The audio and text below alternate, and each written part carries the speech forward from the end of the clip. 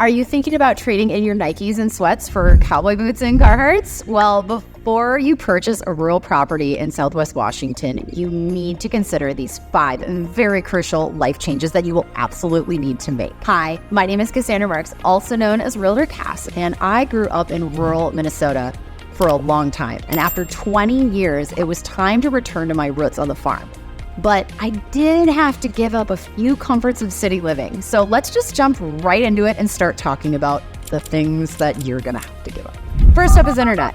Do you like streaming movies and watching YouTube? Well, get ready for super crappy internet connections and the spinning wheel of death. And a bulk of rural Southwest Washington, CenturyLink is the first and only option. It is so flippin' horrible that only one person is gonna be able to work from home. That's my experience, at least. And if you are lucky, maybe Xfinity has made it to your road. We only live about 1.5 miles outside the city limits of Vancouver, and we didn't have Xfinity until almost a year after we moved into our home, so we had to deal with CenturyLink that whole time. And Xfinity still kind of sucks. For the really lucky people, and if you jumped onto a wait list, and maybe you're still there, I don't know, but it's been years, you now might have Starlink. And yes, Starlink has been raising its prices for its service from $99 to $120, and the startup fees are anywhere from $500 to $2,500, which is a lot just to watch Netflix or work from home.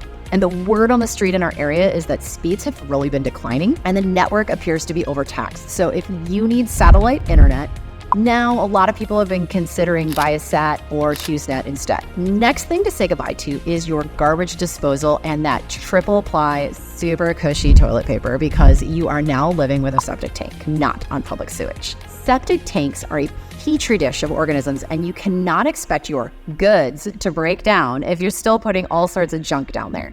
So yes, now you will need to invest in a compost bucket for sure, and that's where you're going to put all of your veggies and everything else that you used to send down the garbage disposal. And you need to use very special septic safe toilet paper. And that term septic safe essentially means that the toilet paper will break down quickly and into much smaller itty bitty little pieces, and that it's free from chemicals that could damage the inside of your tank. One fun tip for all of you folks that love Costco. Rural people love it too. Kirkland's brand is septic safe. I'd hate for you to spend $10,000 or $30,000 repairing your pipes and your septic because you didn't care for it in the right way from the beginning. And in Southwest Washington, this care is also managed by the county, requiring an inspection by a professional every 3 years if your unit is conventionally gravity fed, which it usually is. This is required, but what you do is you just dig out the lid, they come over, they'll stick a stick in there, see how deep your sludge is, and they'll put in a video, and they'll either give you a certificate of passing or they'll tell you it's time to pump it. It just really depends how deep that sludge line is. And this inspection usually only costs between $150 and $200. So septic isn't the only private on-site utilities you will also have living in Southwest Washington. Chances are you will also have a well to get water from. Some homes have a pump house and a pressure tank separate from the home. And in some of the newer homes, the tank is located inside the home and only the wellhead is outside. The pros to this is you don't have a water bill, but the cons can definitely outweigh the pros very, very, very quickly. So a well runs on electricity, and that means your electricity bill will be higher. Wells are also really expensive to fix. Last fall, our well was having a hard time maintaining pressure and was constantly running. So only 7 years after the last homeowner replaced the well pump, we had to do the absolute same thing, and we also replaced 120 feet of drop pipe down to the motor. That was an absolutely fabulous bill to receive 2 weeks before Christmas because it was $4,000. Not to mention, all wells are not created the same. Some don't produce as many gallons per minute or have a small reservoir, so after an hour of running, they become dry. Some have higher levels of lead or sulfur or other minerals that require additional treatments. So it's very important to understand what activities will be done on your rural property, and will your well be able to handle them? And last, and the largest con to wells on a rural property, is that if your power is out, chances are you have absolutely no access to water. And that's because you need the power to pump the water from the well up and into your home. So make sure you have some set aside. But now that we're talking about power outages, let's just get down to it. Downed trees, wind, snow, bad storms, car accidents, and even potential wildfires can be causes for your power to be down or shut off.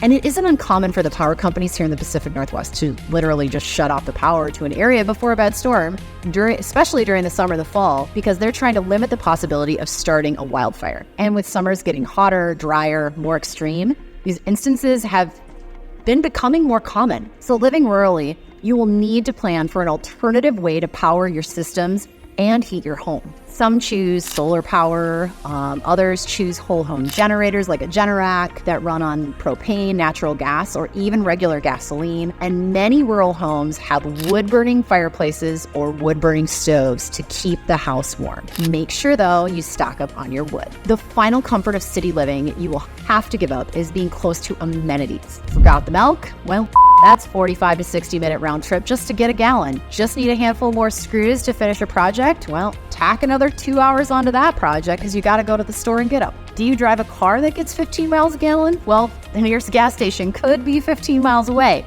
So you better remember to fill up. And finally, you are further away from emergency help if you need assistance.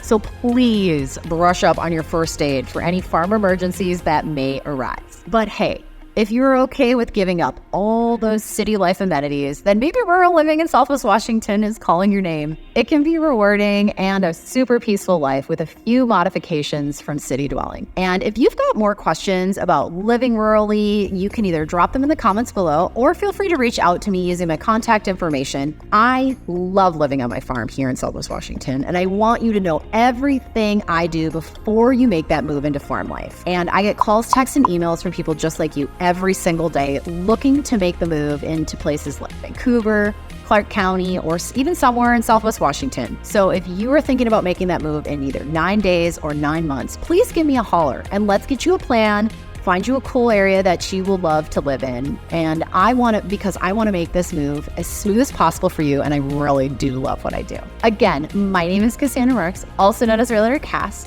I'm a farmer with a little real estate problem, and thank you for spending your time with me today. I really appreciate you hanging out, checking out the video, and I hope that you found out more about living rurally in Southwest Washington. And until I see you again, bye.